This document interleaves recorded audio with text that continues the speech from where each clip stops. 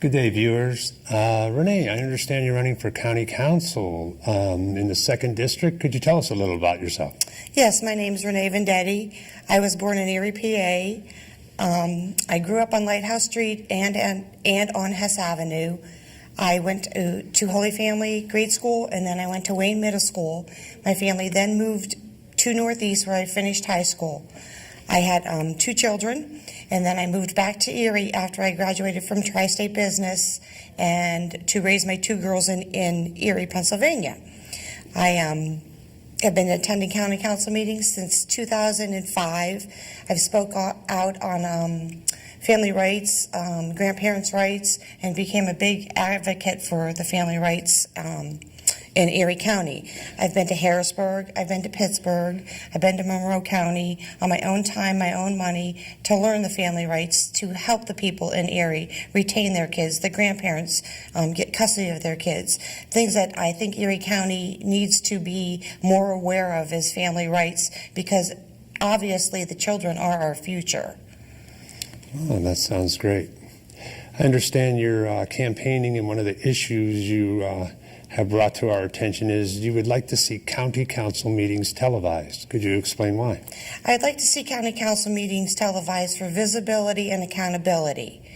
We were promised before by Mr. Leone, when he was president of county council, that he would televise these meetings. And I would love to show the public what's going on in these meetings. There's a lot that they don't know and don't see going on. When you walk into a meeting, they take the agendas, and on the agenda they have new business and old businesses, which are ordinance they're going to pass. The new business is something that's brought to the table for the first time. The old business is something they vote on and pass. I've seen them take the old business, the new business, and pass it in one night. I've seen them change ordinance with money on it and vote on it that night to pass the ordinance. I think if the public saw the things that went on there, that they would be more aware of the $4.10 million budget and how they're spending our money and things that need to be saved. There's ways to save money in the county. Expense reports for the council members are a big thing. They take trips, which I feel are not at the best interest of the public. We are now computer literate, so there's no reason we can't have webinars for some of these meetings. That would save a lot of money for the taxpayers. And then if we could do the televised meetings, everybody would see what's going on. Yeah, because I understand city council's been televised for years. And the same with the school district meetings, and the same with Mill Creek meetings. I think it would be a good asset to have the meetings televised. Okay, you mentioned that they spend $410 million in their budget. Do you have experience in financial matters and budgets? Yes, I had worked at GE in the payroll office, and I also worked at the Barber Center in the payroll office. And then I've been at Erie Bearings for the past 8 years. I started as a receptionist for a few months, and they moved me over to accounts payable, which I scrutinized the bills to make sure that we weren't overcharged. And when we ordered things, that we could find paper products and stuff like that cheaper to save money. And then at the beginning of this year, I was offered the credit manager job, which I now have. Oh, that sounds great. And then that company is in your district, I understand, yeah? Yes, it's on East 12th Street where I work. It's also in the district. So that gives me 20 years of financial background accounting experience to bring to the table. Have them closing the East Side Viaduct affected your business at all? No, because our business is mainly, we have a lot of sales, like GE and Accurate and all them places, but it's closed a lot of the businesses on the Lower East Side. I used to use the viaduct all the time to travel back and forth up that way. Now you either have to go up Downing or you have Franklin Avenue, and a lot of the times on Downing Avenue there's always a train stopped, so you'll have to take the Bayfront to go backtrack sometimes. Yeah, and I also know there's a fire station there, and it would be nice for them to be able to go over the bridge to assist people. All right. I know you mentioned term limits also, and I know that the county executive is pushing for term limits. Could you explain how you would help in pursuing term limits? I know Mr. Grossman is working on term limits right now. We have also went to council a few years ago, and we've been begging them for term limits for a while now. And back in the 1980s, there was actually an ordinance for term limits. It was brought to the table, and the council members tabled it. So I think if you could bring that back, that ordinance back, and have them pass it, that would be, a bonus for everybody.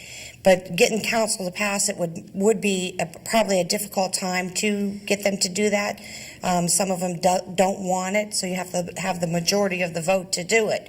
And if that didn't work, there's no reason you couldn't get the signatures and get a referendum put on the ballot for that. Remember, we work for the taxpayers. We don't work for our own personal agenda. Okay, yeah, so if the county council voted on it and it didn't pass, it would go to the county executive. He could pass it, but then it would go back to them and they would probably veto it. Yes. And then it would have to go to referendum, okay. But it could possibly be done with just an ordinance, I understand now. What basically is the most important thing you think you've learned from attending all these meetings you've been to over the years? There's a lot with the way they run the meetings. I think if it's televised, you would see that they don't follow the Home Rule Charter. They don't follow the Roberts Rule of Order. They don't follow the Sunshine Act. Like I said previously, with the ordinance being passed in one night, I've seen a meeting last 15 minutes with 19 new business and old business on the agenda. In 15 minutes, it was passed and over and done with. I think if it's televised, you'd have accountability there. And do they mention money amounts or they anything? change money amounts on them. And do they ever read any of the ordinances or anything? Sometimes they'll read the ordinance in their entirety, and sometimes they won't. And they have to read it in its entirety once to the public before it's passed. But a lot of times they don't do that. The Home Rule Charter is in place for a reason. The Home Rule Charter states that council members are not allowed to draw a pension. Well, the state law says they may. And instead of voting down that ordinance saying that they don't have to draw a pension, they choose to draw a pension. The Home Rule Charter was put in place by the public. It says no council member should draw a pension, but they went in and did it on their own and draw a pension. So there's reasons that I think televised would be a big thing, because going to these meetings, you'd see things like that happening.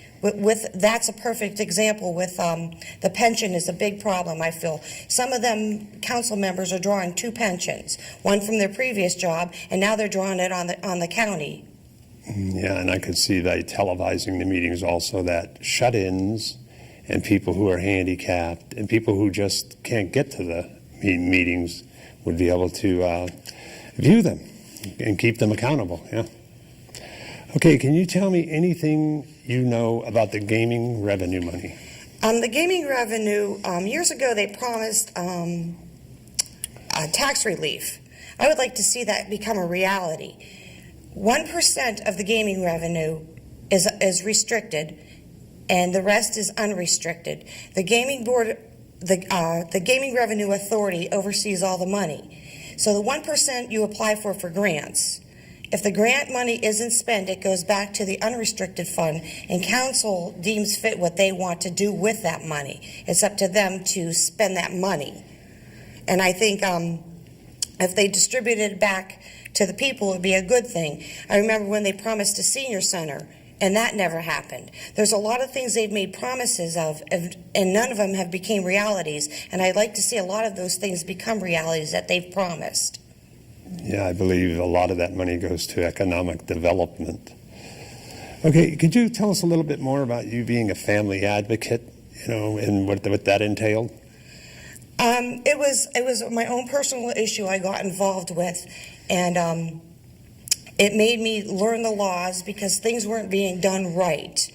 And I feel that helping the families in Erie County, by what I've learned, has done tremendous for so many families in Erie. I still to this day help families. They'll call me when they're in a bind or something happens and they need my expertise on the family rights, what can and can't be done. And that's why I did this.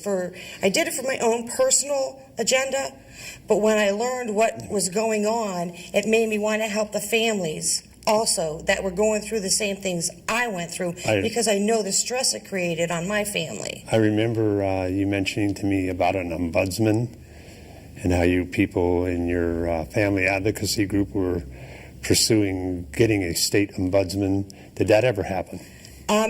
Actually, no, that didn't happen. There was an ordinance passed by county council for a state ombudsman, but Mr. DeVecchio vetoed that.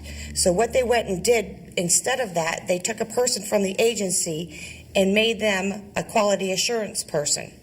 So instead of the state ombudsman, it's a quality assurance person. I think the state ombudsman would be a lot better because they don't know anybody in Erie County and they have more say over what goes on and know more. So a quality assurance is a lot different than a state ombudsman. So I would like to see that happen too. Okay. Do you have anything in closing that you would like to let the voters know about yourself personally, or any concerns that you would like them to know about? Well, my name is Renee Vendetti. I'm running for county council in the 2nd District. I work in the district. I'm also a grandmother. I'm raising my one grandson right now, who I have full custody of. And it's your right and your privilege to vote. And I'd appreciate your vote on May 21st for county council. Well, thank you. And once again, people, like she said, voting is a privilege. Please, your vote counts.